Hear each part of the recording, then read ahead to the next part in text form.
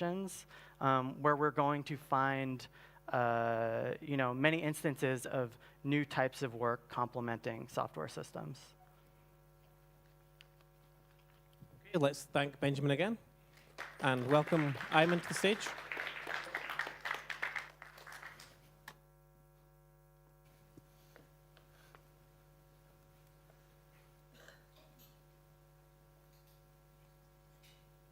Oh no. I got it. All right. Is there a clicker thingy? Is it this thing? All right, I'll just do it like this. Hi, thanks everyone.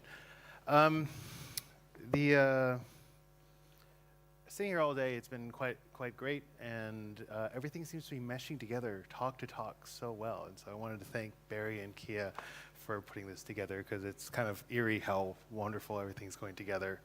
Aside from two things. First of all, there's not supposed to be a colon in my title, but that got put there because people like colons in titles, and so they inserted one. And also, I might have too many slides, so we'll just see where this goes, okay? Really, this talk was about why I wanted to build a horrible, racist, and offensive AI system. And I kind of scrapped the broader bits of that and sort of tuned something that will give you the same message in the long run, but the whole idea is we want to find the good roles from bad actors. But I'm going to start kind of at the top as we move forward. Wait, is this? Okay. I know where you think it's going. It's not going to go here. It's fine, okay? But I want to actually give you a bit of an advisory here because I will be touching on some things and showing some examples that are not correct politically or socially or ethically or morally, just maybe shocking. They're just examples. Just remember that, please. All right. So, 3 things in the talk. Promise, practice, and postulates. This is actually a little weird. I could try to put this over here. And we'll see what happens now. Okay, great. So we're going to start with the promise of AI, right? And so this is the Turing test. Who's familiar with it? Great. I don't think you're familiar with it as you might think you are, but there's some things about the Turing test that many people have commented also bugged me. The general idea that, there's a human, there's a bot, there's a person, and the human's supposed to figure out which one's the bot, which one's the person. We all got that, right? But the human just has to be human. I think this is kind of unfair because the bot or the AI has to pretend to be human, and it also has to convince the judge that the other thing is a bot. The human is not trying to portray him or herself as, or not trying to project that on the opponent, but the computer has to do that. And if you start looking at the Turing test, it starts to come into these various issues that arise. And we've seen recently various conversational systems, especially the later Duplex platform from Google, where it's actually now trying to impersonate humanity, impersonate a human to the level of which, it's standing itself out from the other robocallers, which you now will know those are bots.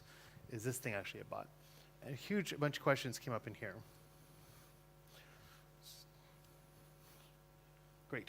There's a paper from the 90s called Turing Test Considered Harmful, which dives into this further. And really what they say here is, let's say that the Turing test is one of human conversational competence. But what is that exactly? The only answer is the ability to pass the corresponding Turing test.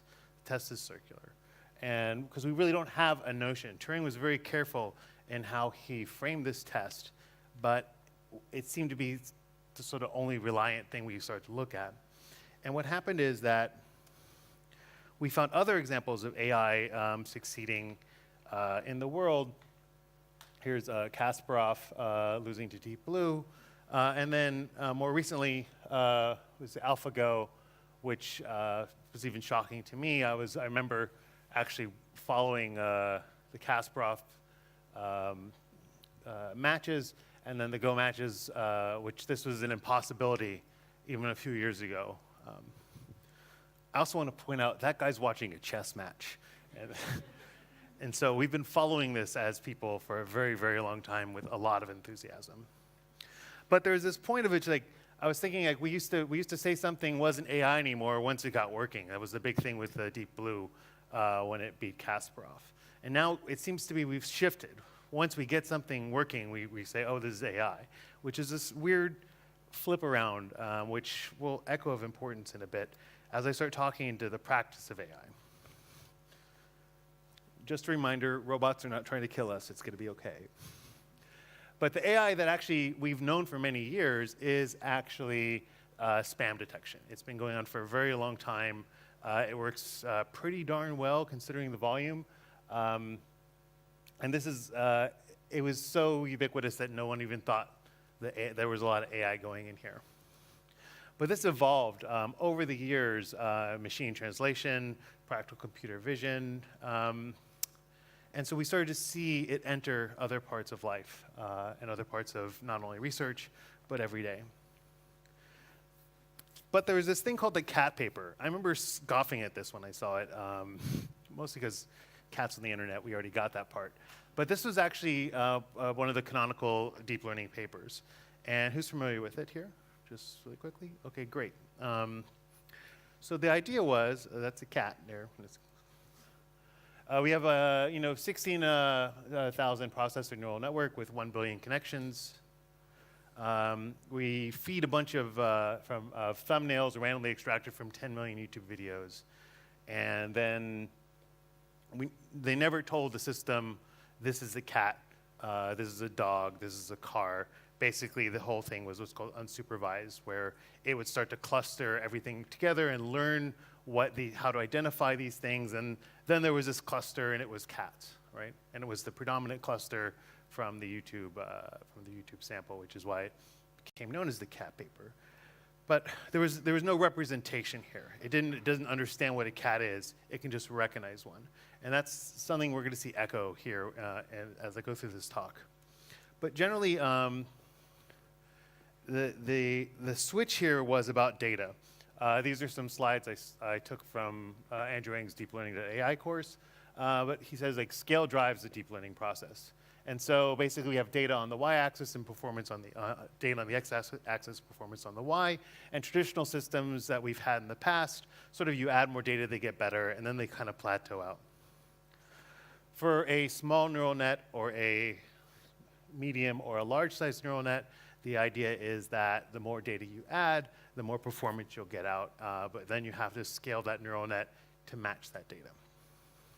Some caveats here: small training sets kind of all do the same thing, and that data needs to be labeled because dealing with unlabeled data is still a large problem.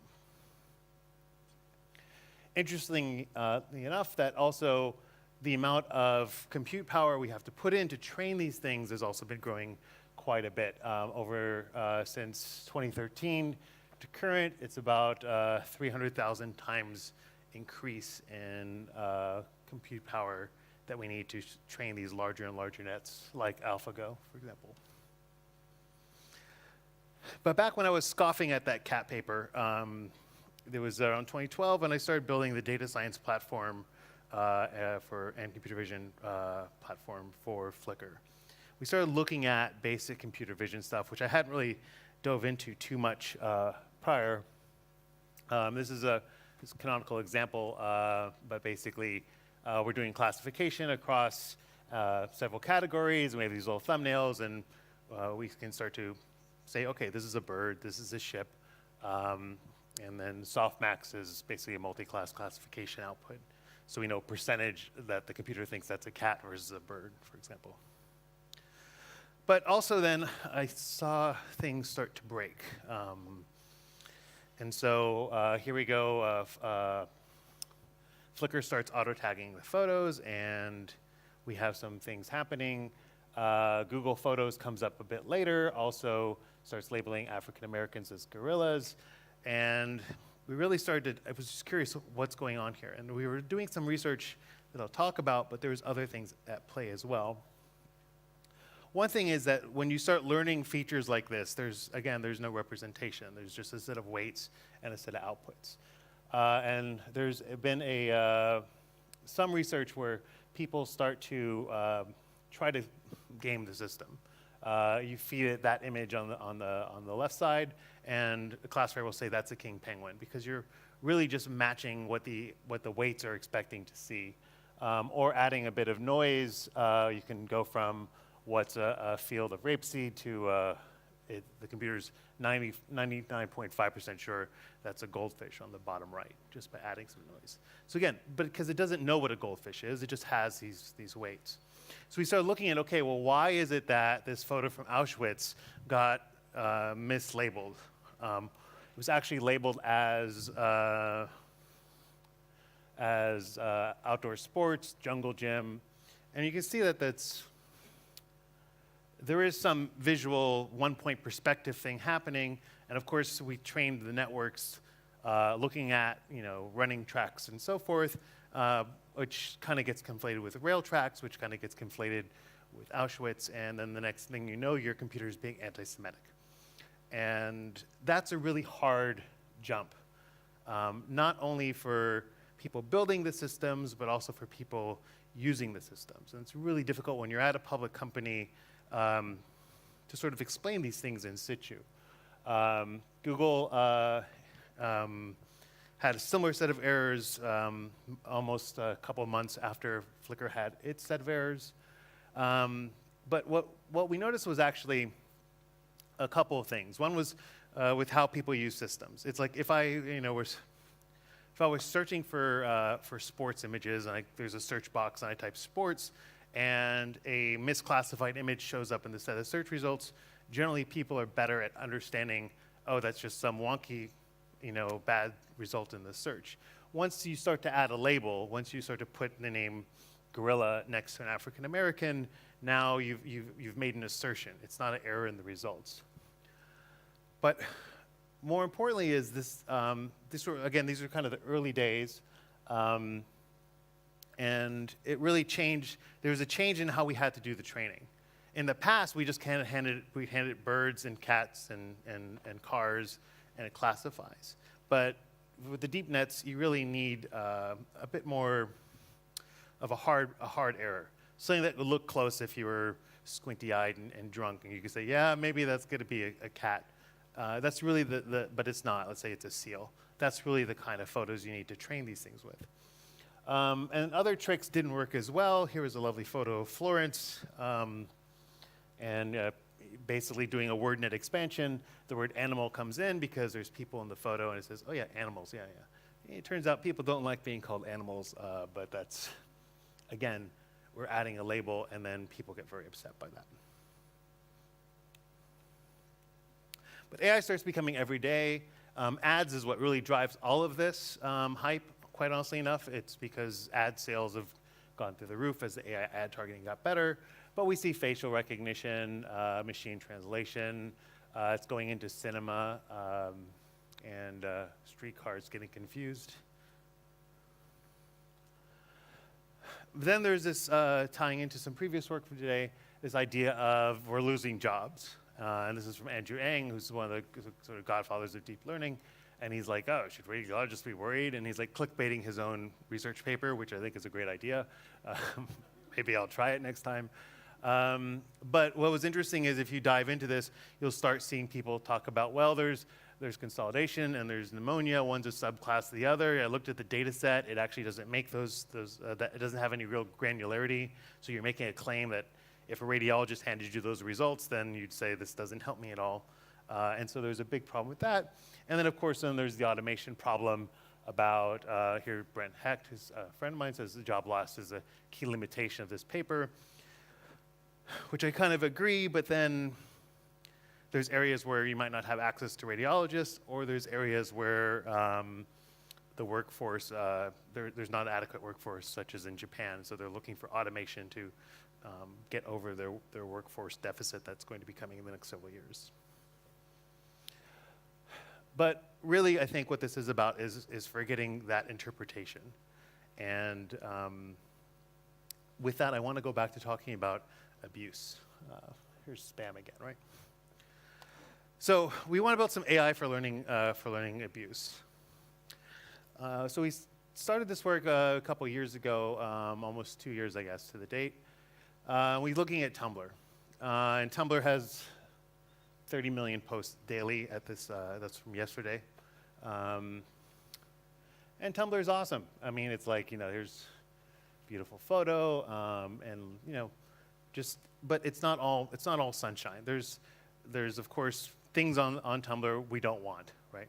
And we saw like Facebook's upping its human editors to find Russian fake news sites and so forth. There's other, everyone's been doing this for a very long time, using a combination of humans and machine learning. And this was actually some work we started looking at the pro-eating disorder community that is on Tumblr. And so there's a set of people who have eating disorders, and they like to advertise it, and they think it's better for them.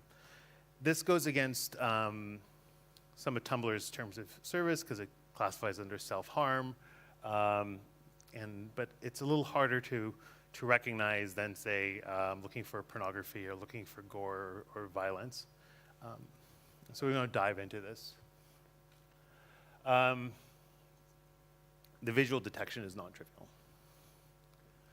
And so this is also complicated because these things are sometimes not reported. Usually there's a mixture of visual and text signals. There's a bit of context involved and emotional sensitivity. So the idea was, could we build some deep learning that would use computer vision and also some model of this sensitivity. That slide over there. To develop a method.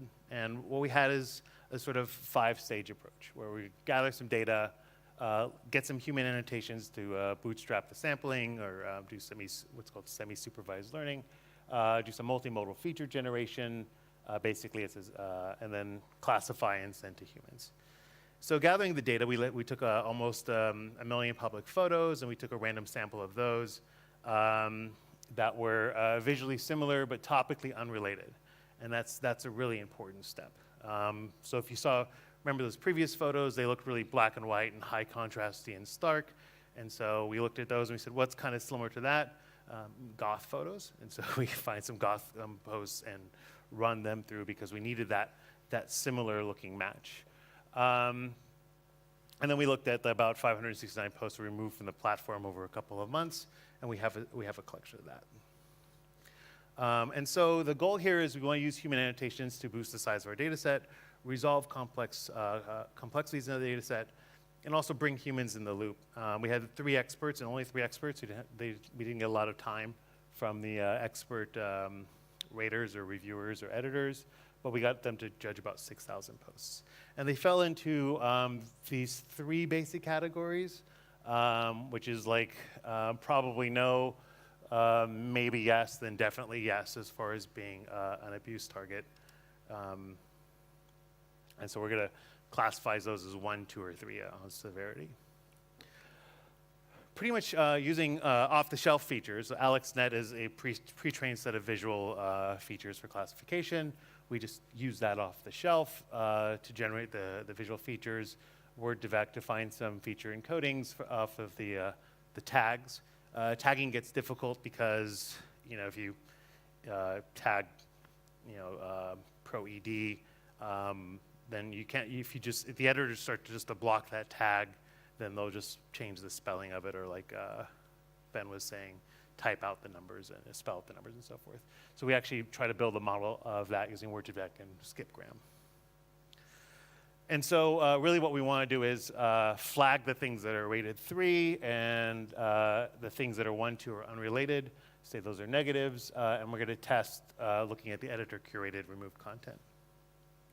But the important thing here is that we want to have customer care vet this advice. We want to help them vet more because there's a lot that they can't actually go through themselves. And if we can actually narrow down, we think these are likely candidates, then the customer care team can reach out. And they actually do reach out. So you'll get a message, PSA, basically saying, everything okay? Do you need help? Here's some places you can go to find services and so forth. And so that's a really important step. Here's the canonical network diagram for this. What I really like here is beyond the boosting human moderator performance, is that we have, I hate lasers, all right. On the top, we have the text analysis happening. On the bottom, we have the image analysis happening. At some point, we feed them all together. And so it's not like we're going to look at the images and then look at the text and then kind of try to mash that together. When we have these two last fully connected layers, we're actually letting the neural net consider both the text and the image at the same time. So it's a true multimodal system, not one that is staged, and that's kind of awesome. This work was from Kai 2017, but what's interesting is that it is that multimodal classification.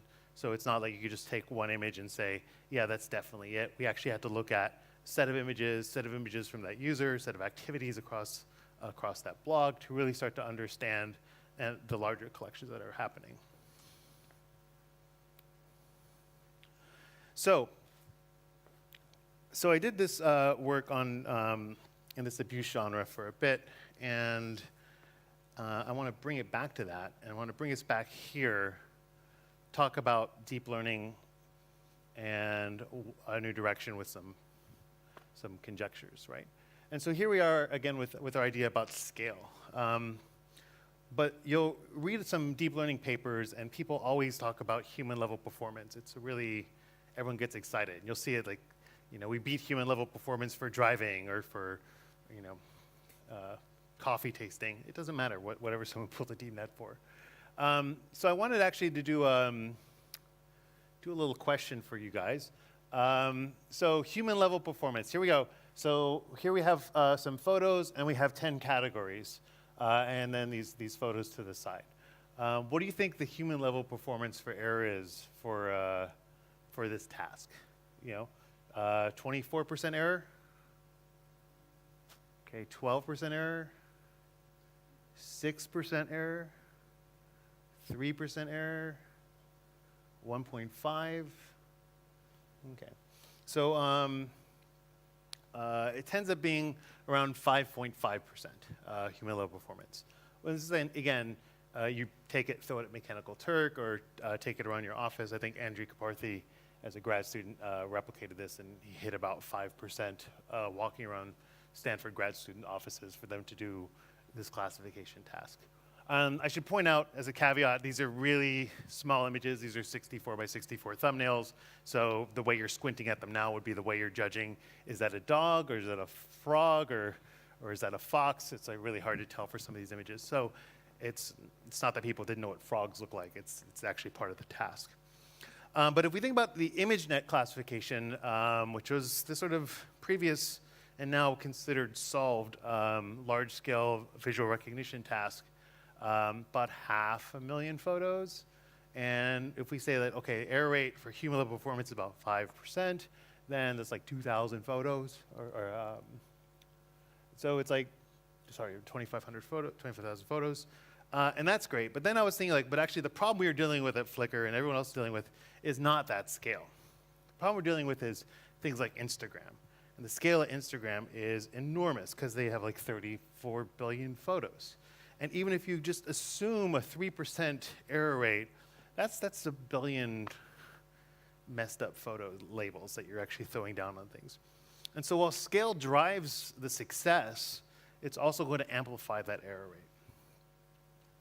And I think that's an important thing, to understand that these errors and limits and trade-offs are divergence between what the model is, meaning what we can train, and what's the actual problem or phenomenon.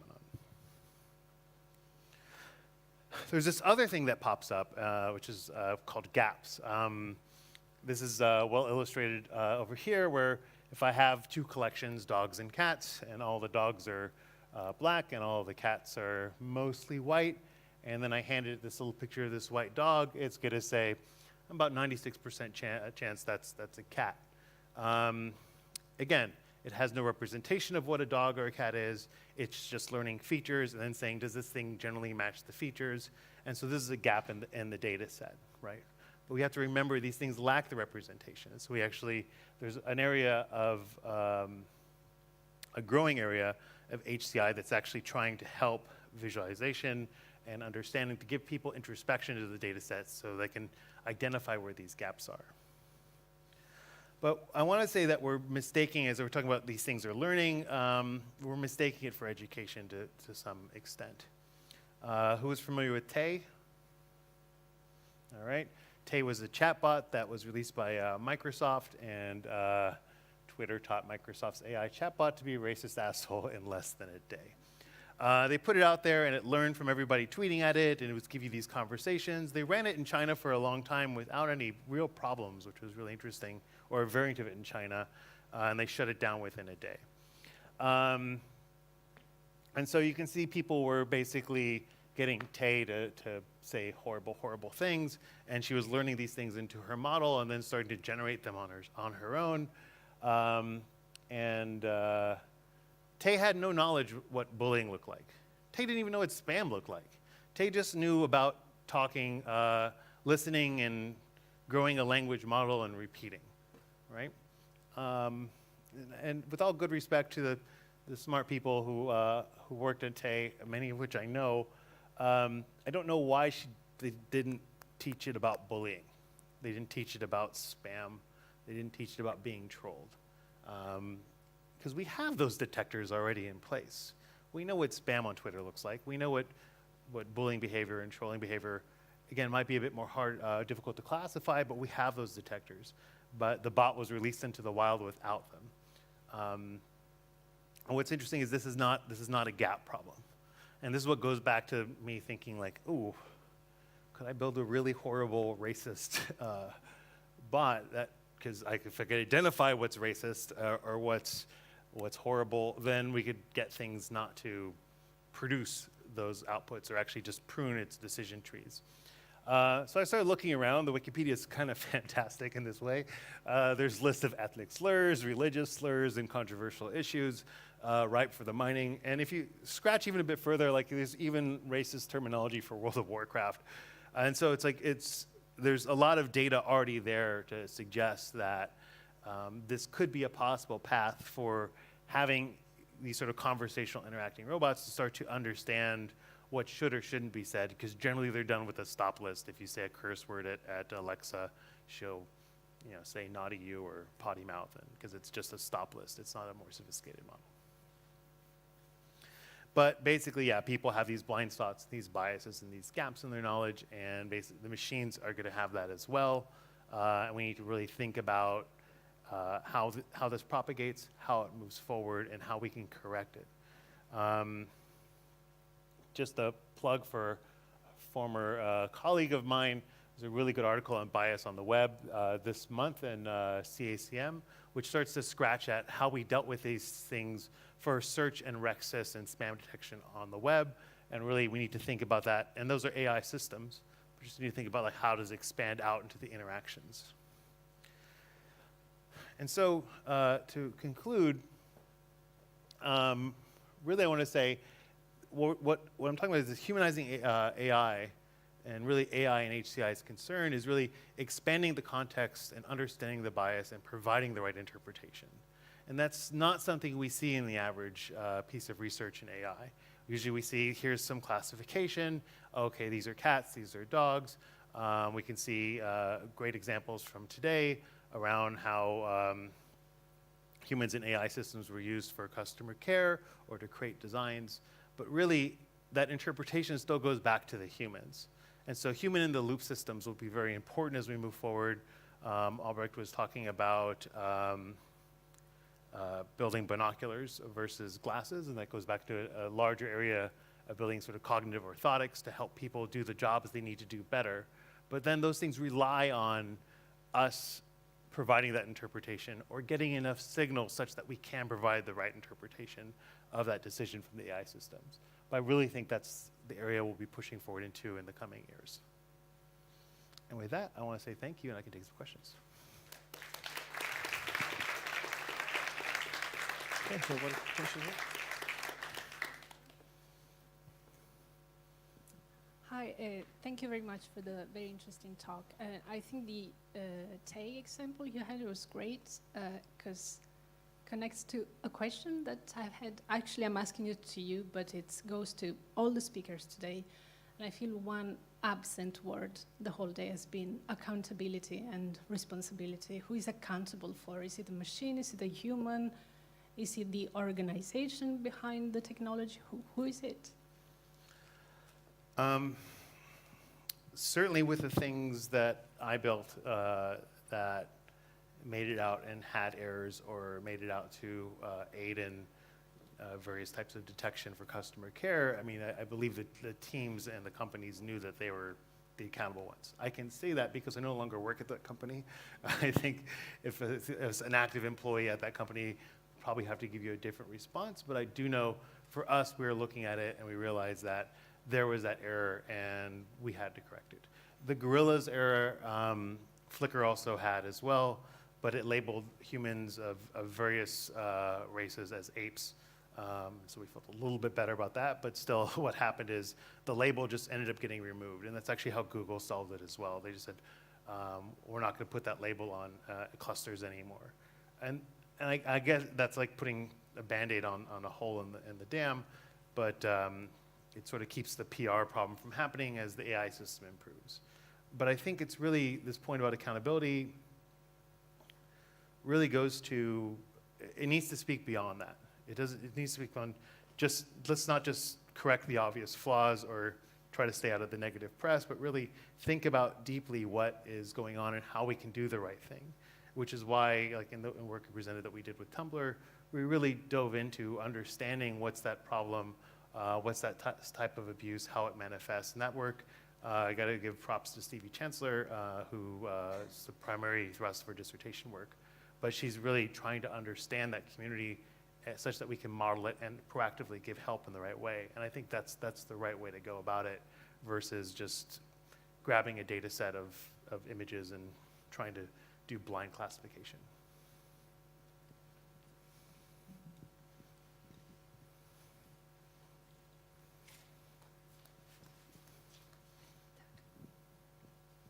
Yeah, I would like to ask a question. And in one of your slides, this sentence, AI has to make a human like a computer. Yeah, you know, we all want AI to serve human more, and AI help a human be more smart. So my question is, do you define some special meaning in this sentence? This sentence is AI has to make a human like a computer in your slides. Was Yeah, that in my thank you. slide, really? Do you remember what context that was in? Oh, the Turing test slide. Oh, right, okay. No, I don't. I mean, that was there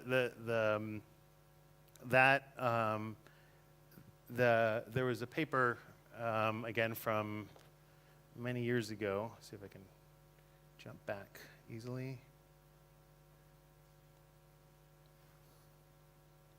Talking about this slide? Okay.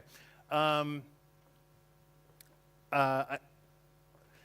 guess my answer is no. I'm not sure what slide you're referring to, but to make AI more like humans, I don't really understand that. We know how to make humans already, so that's not really a driving force. But to make AI systems that help humans or help humans do their job better or in a superhuman way, I think that's the sort of area that I'm most excited about, which kind of speaks to some of the other work that was happening here today. But I don't think it's actually just about replication. But there is a fear of replication. It's like, you know, if the truck driving jobs go away, then what happens? And so there's this accountability, again, for moving the job market, but I would hope the economy finds ways of doing that correction, or the society finds a way of moving the economy in the right directions as those job roles change, which is nothing new. It's been happening since the Industrial Revolution. So. Okay, if you have one quick question. Up. Antti. Thanks, Ayman. I think this is really fantastic talk, because one of the first talks that I hear were somebody who's really mastering the full pipeline from end to end, but is also sensitive to some of the issues. I wonder, how do you test or probe or verify when you have an algorithm that, you know, in order to minimize that these kind of effects would not happen downstream when you release it? So the question is, how does one test or verify to have minimal errors like this down the road? Yeah, so, I mean, there's a deep learning answer, which I'm not going to give you, but we can talk about that later. But the answers that we were actually scratching at were perceptual. The example about animals and humans, if I can pull that up really quick. This example here,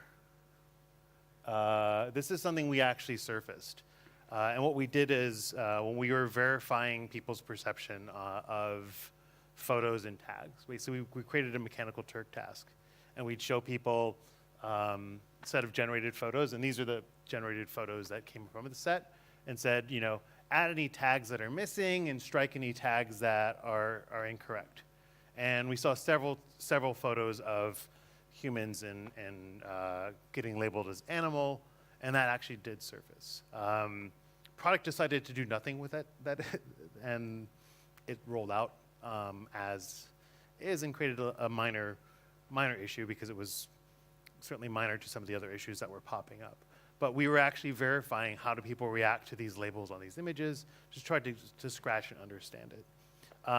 Other systems we've built are more like the abuse detection. We also did one for weather where we're handing it to editors. And so the editors or content curators can say, yes, this is abuse, or yes, this is the right photo I want.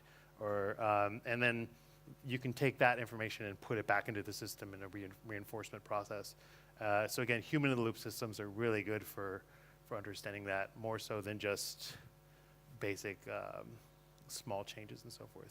But it's a good question because it is quite difficult and it's so task dependent that the answer is you should spend time in testing to actually try to surface those things. But from a software engineering perspective, we know that testing is 70% of the cost of the development, and that's where money often gets saved and time gets saved. So it's really, don't cut that testing time to really scratch down and try to understand what is actually some of the consequences you should be looking for. Okay, let's thank Ayman again. Great, and now we have 30 minutes for coffee, so please be back